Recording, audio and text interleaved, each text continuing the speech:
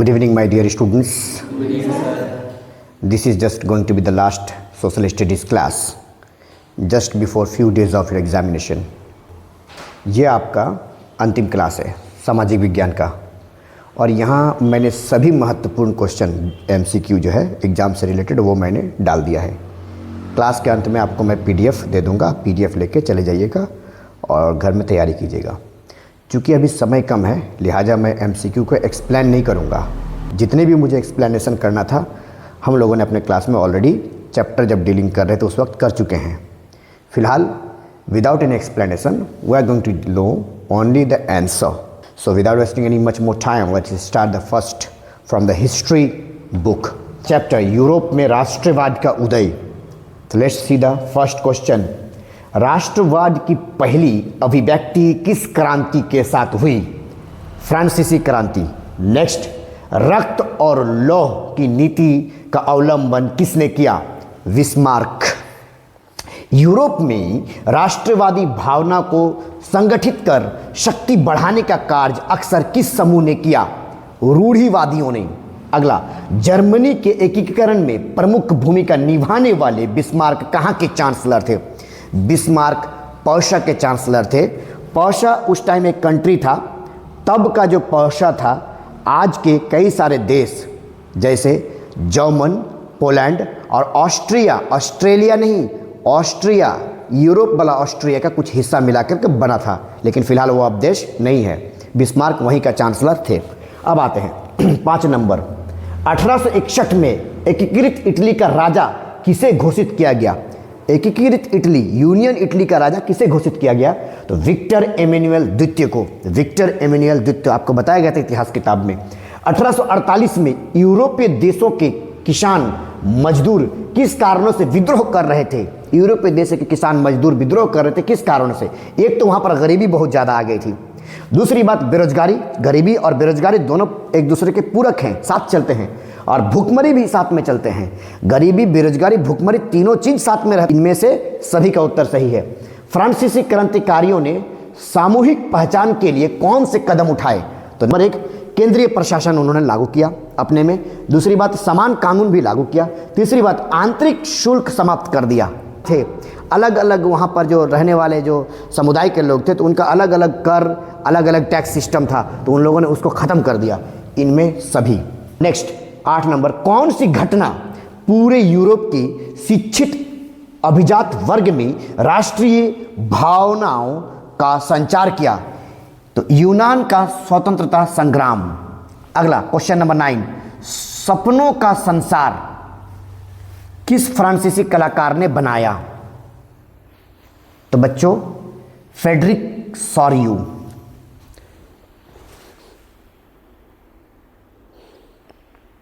Question number 10, 1848 में किस फ्रांसीसी कलाकार ने 4 चित्रों की श्रृंखला बनाई? 4 चित्रों की श्रृंखला। आपने जो किताब में आपका जो 4 चित्र हैं उसको किसने बनाया? तो सेम फ्रेडरिक सॉरियू ने। 19वीं सदी में यूरोप में राष्ट्रवाद के विकास में कौन सा कारक महत्वपूर्ण था? तो 19वीं सदी में यूरोप में राष्ट्रवाद की भावना जागी, यानी देश होना चाहिए, कंट्री होना चाहिए। ये इसका कारण, महत्वपूर्ण कारण क्या था? नंबर 1, फ्रांसीसी क्रांति होगी। दूसरी, औद्योगिक क्रांति हुई और राष्ट्रीयता का विचार उनमें पैदा हुआ। तो एक तो उनको यूरोप के इंस्पिरेशन कहाँ से मिला? फ्रांस से इंस्पिरेशन मिला कि पूरे यूरोप फ्रांस के क्रांतिकारी से सोचने लगा कि हाँ अब हम भी अपना राष्ट्र बनाएंगे। तो फ्रांस की क्रांति से उन लोग अपने अंदर में फ्रांस जैसा ही राष्ट्र बनाना चाहते थे। दूसरी बात, आपका औद्योगिक क्रांति बहुत ज़्यादा रूप से फैलने लगी उस वक्त, यानी फैक्ट इंडस्ट्रियलाइजेशन हो गए। तो ये सभी कारण है। जर्मनी राष्ट्रीय निर्माण में नए प्रशिया राज्य की शक्ति दिखाने के लिए किस पर जोर दिया गया? तो पहली बात तो राष्ट्र की शक्ति दिखाने के लिए मुद्रा पर तो जोर ही दिया गया था। दूसरा, कानून एवं न्याय प्रणाली को बहुत आगे बढ़ाया गया। दूसरी बात है बैंकिंग व्यवस्था उसमें सेट की गई। इनमें से सभी इस सब चीज़ों को याद रखना है आपको। राष्ट्रवाद में जनता किस चीज़ से आपस में जुड़ी होती है? जैसे हम एक राष्ट्र में हैं, हम आपस में किस चीज़ से एक दूसरे के एक ही देश के नागरिक बन सकते हैं? तो नंबर 1, समान संस्कृत। अगर हमारा एक समान संस्कृत है तो हम सोचेंगे कि भैया हमारा एक अपना राष्ट्र, अपने विचारधारा का राष्ट्र होना चाहिए। दूसरी बात है समान इतिहास। तीसरी बात है भाषा और लोक परंपरा। तो फ्रांस के जब जितने भी लोग थे उनका संस्कृत समान था। समान इतिहास भी था, उनके भाषा फ्रेंच था, लिहाजा यही से भी कारण है कि उन लोगों ने एक अपना राष्ट्र का क्रांति फैलाई और राष्ट्र का निर्माण किया। इसको देख करके अन्य सभी कंट्रियों ने ऐसा ही करना शुरू किया और इस तरह से यूरोप में पूरा क्रांति फैल गई। यूरोप के बाद भारत के राष्ट्रवाद चैप्टर 2, भारत में भी राष्ट्रवाद की कल्पना करने लगे लोग। क्यों? भारत अंग्रेजों का गुलाम था। अब हमारा विचारधारा ये होने लग गया कि अगर यूरोप में राष्ट्रीयता आ गई है तो क्यों भाई हम अपना राष्ट्र क्यों ना निर्माण करें, क्यों हम किसी के गुलाम रहें। तो ये जो राष्ट्र, अपना राष्ट्र और अपना स्वराज्य बनाने का जो कल्पना है, जो फीलिंग्स है और उसके पीछे जो प्रोसेस है, इसी को राष्ट्रवाद कहते हैं। तो आइए, हिंद स्वराज किसके द्वारा लिखा गया? तो महात्मा गांधी द्वारा हिंद स्वराज। आगे, क्रूर जलियांवाला नरसंहार कहाँ हुआ? क्रूर जलियांवाला नरसंहार आप जानते हैं, बैसाखी का एक पर्व था। बैसाखी के एक पर्व पंजाब में अमृतसर में हुई थी। वो एक फसल वाला पर्व है, पंजाब के किसान वो मना रहे थे। वहाँ बैसाखी के पर्व का एक मेला था अमृतसर में। मेला में सब लोग गैदर हुए थे। तो जो जनरल डायर थे उन्होंने गोली वहाँ पर चलवा दी। और आपको वो ऐतिहासिक एक तस्वीर है जिसमें कुआं में लोग गिर रहे हैं, आप तो देखे होंगे जलियांवाला। तो क्रूर जलियांवाला नरसंहार कहाँ हुआ था? तो अमृतसर में। जलियांवाला बाग में लोग किस मेले में शिरकत हेतु जमा हुए थे? तो बैसाखी का मेला। आगे, चौरी चौरा की घटना के कारण गांधी जी ने कौन सा आंदोलन वापस लिया? क्या हुआ था? गांधी जी एक आंदोलन चला ही रहे थे, असहयोग आंदोलन, जिसमें गांधी जी ने पूरे देश के लोगों को ये कहा आह्वान कि देखो, अंग्रेजों को सहयोग ही मत करो, उनके साथी मत बनो, उनसे खरीद फरोख्त मत करो, उनको कोई सामान मत बेचो, उनको हमारे देश में बेगाना कर दो, उनको अलग थलग कर दो, उनको फीलिंग्स होगा, फिर वो कमज़ोर होंगे। लेकिन हुआ, गांधी जी जो आंदोलन कर रहे थे वो एक अहिंसक आंदोलन थे, उसमें हिंसा का कोई कारण नहीं था। पर बाद गांधी जी को जो है अपना असहयोग आंदोलन को वापस लेना पड़ा तत्काल प्रभाव से। 18, असहयोग आंदोलन की समाप्ति किस घटना से हुई? तो वही सवाल है, चौरी चौरा कांड से।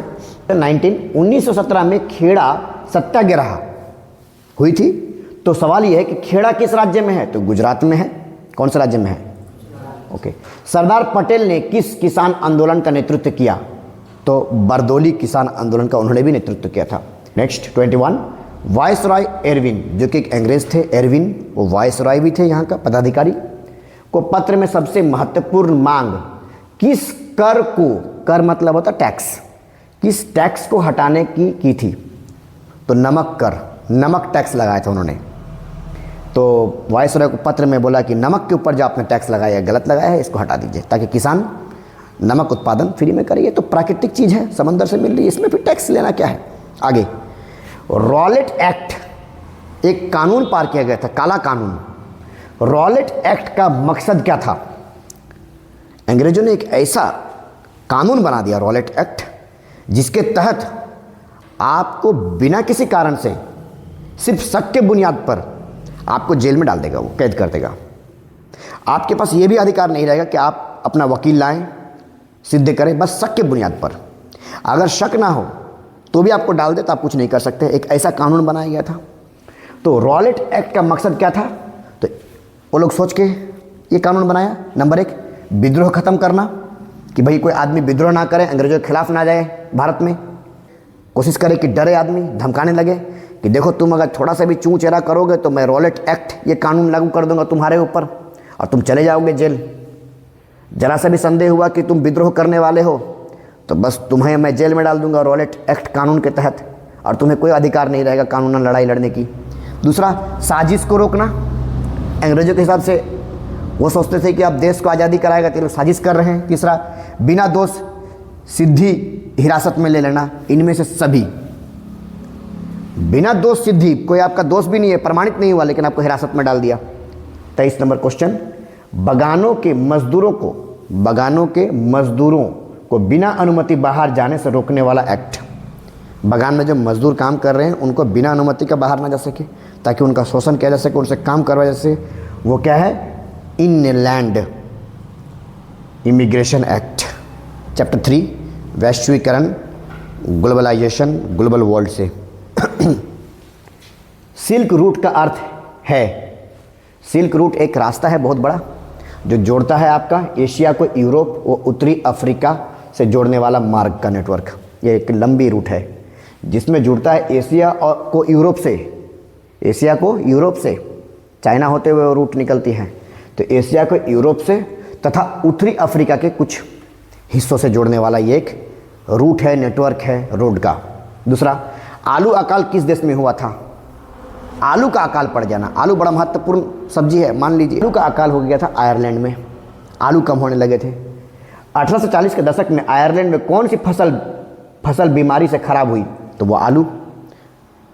इसीलिए जब बीमारी से फसल आलू खराब हो गया, तो जैसे बीमारी एक टारगेटेड फसल आलू को हुआ, अब आलू में जब बीमारी फैल गया तो आलू कम हो गया और इसलिए आयरलैंड में आलू का अकाल पड़ गया। आर्थिक महामंदी की शुरुआत कब हुई? आर्थिक महामंदी 1929 में हुई थी। आर्थिक महामंदी की शुरुआत किस देश से हुई थी? अमेरिका से। अमेरिका से महामंदी चालू हो गया था 1929 में।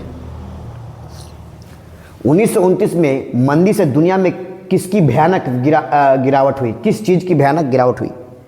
महामंदी जब आता है मार्केट में तो सबसे गिरावट तो पहले उत्पादन में होगी, यानी कोई चीज़ का प्रोडक्शन में, यानी फैक्ट्री में जो चीज़ बन रही है वो गिरावट होगी, क्योंकि मंदी आ गया तो हर चीज़ रुक जाएगी। दूसरी बात रोजगार की भी, अब उत्पादन नहीं होगा फैक्ट्री में तो रोजगार भी कम हो जाएगी। आय और व्यय में भी महामंदी आएगा तो सब चीज़ में रुक जाएगा। आय माने इनकम और व्यय माने खर्च। महामंदी आएगा तो आप इनकम भी कम होगा, खर्च भी कम होगा, लिहाजा इनमें से सभी होगा। ब्रिटेन वुड्स की जुड़वां संतान कौन है? तो विश्व बैंक जो है वो इंटरनेशनल मॉनिटरिंग फंड IMF को ब्रिटेन वुड्स का जुड़वां बहन कहा जाता है। 1890 के दशक में रिंडरपेस्ट बीमारी, याद रखिएगा ये रिंडरपेस्ट बीमारी कहाँ तेज़ी से फैली? ये रिंडरपेस्ट बीमारी जो है जानवरों में होने लगी, अफ्रीका में, गायों में, और ये गायों में, और ये जानलेवा बीमारी, बहुत गायें मर गई। ये जानवरों में फैलने वाला बीमारी है, रिंडरपेस्ट बीमारी अफ्रीका में फैली। आगे, त्रिनिदाद में मुहर्रम के जुलूस का उत्सव मेले का नाम क्या है? होशे। नेक्स्ट, चैप्टर 4 औद्योगिकीकरण का युग, dawn of the century. Dawn of the century चित्र में किसका महिमा मंडन है? तो डॉन ऑफ द सेंचुरी का जो चित्र है उसमें औद्योगिकीकरण यानी प्रगति का बहुत ज़्यादा उसमें विश्लेषण किया गया है। गाड़ियों के उत्पादन में असेंबली लाइन का प्रयोग सबसे पहले किसने किया? तो हेनरी फोर्ड ने। उनकी गाड़ी है फोर्ड कंपनी, अमेरिका की कंपनी है हेनरी फोर्ड। 19वीं शताब्दी में ब्रिटेन में सर्वाधिक गतिशील उद्योग, 19वीं शताब्दी में ब्रिटेन में सर्वाधिक गतिशील उद्योग थी कॉटन का यानी कपास का, ठीक है, और तथा धातु का, कपास और धातु का। दूसरा, किस मशीन से बुनकर बड़े करघे चलाकर चौड़ा कपड़ा बनाने लगे? तो फ्लाई शटल। फ्लाई शटल एक मशीन है और उससे चौड़े चौड़े कपड़ा बनाने लगे। जब भारत में इंडस्ट्रियलाइजेशन आया तो ये मशीन भारत में आने लगे तो कंपनियों के हाथ में ये मशीन चली गई। अब क्या हुआ, जो बच्चे गांव के छोटे मोटे जो बुनकर थे वो जो हाथ में कताई का काम करते थे छोटे छोटे मशीनों के द्वारा, अब उनके काम में एफिशिएंसी कम होने लगी, वो उतना प्रोडक्शन नहीं करने लगे जितना कि बड़े मशीन करने लगे चौड़े चौड़े कपड़े बना करके। तो नाम है fly shuttle. Spinning jenny machine किसने बनाई? स्पिनिंग जेनी मशीन वही कताई करने वाला मशीन, वो जेम्स हरग्रीव्ज ने बनाया। स्पिनिंग जेनी ने किस प्रक्रिया में वृद्धि की? तो कताई में, धागा की कताई में स्पिनिंग जेनी ने बहुत ज़्यादा वृद्धि की। ये मशीन है। बुनकरों को कच्ची कपास की समस्या क्यों हुई? बुनकरों को कच्चे कपास की समस्या क्यों हुई? तो कच्चे कपास के निर्यात में वृद्धि हुई। निर्यात माने विदेश में निर्यात होने लगा, जाने लगा, है ना। तो जाहिर सी बात है जब देश से कोई चीज़ को जब अंग्रेज लोग बहुत ज़्यादा निर्यात करने लगेंगे तो यहाँ तो जो बुनकर हैं उनको कच्चे सामग्री की कमी पड़ जाएगी, क्योंकि ये तो विदेश जा रहा है। मुद्रण संस्कृति आधुनिक दुनिया। भारत में पहला प्रिंट प्रेस किसने लगाया? प्रिंटिंग प्रेस किसने लगाया भारत में? तो पुर्तगालियों द्वारा लगाया गया था प्रिंटिंग प्रेस भारत में। किसने कहा था कि मुद्रण ईश्वर की दी हुई महानतम देन है? कहा ये Martin Luther. East India company ने बुनकरों पर निगरानी, माल संग्रह, गुणवत्ता जांच हेतु किसे नियुक्त किया? कि ईस्ट इंडिया कंपनी ने निगरानी के लिए गुमोस्ता को हायर किया। गुमोस्ता नहीं था, गुमोस्ता एक पद का, जो आदमी काम कर रहा था उनका नाम, पद का नाम गुमोस्ता है। किस विचारक ने मुद्रा को लेकर गहरी चिंता व्यक्त की? तो मार्टिन लूथर। 46 नंबर। 1876 में प्रकाशित अमर जीवन, बांग्ला अमर जीवन आत्मकथा किसने लिखी? तो रस सुंदरी देवी ने लिखी है। ज्योतिबा फूले ने 1871 में कौन सी पुस्तक लिखी? तो बच्चों गुलामगिरी।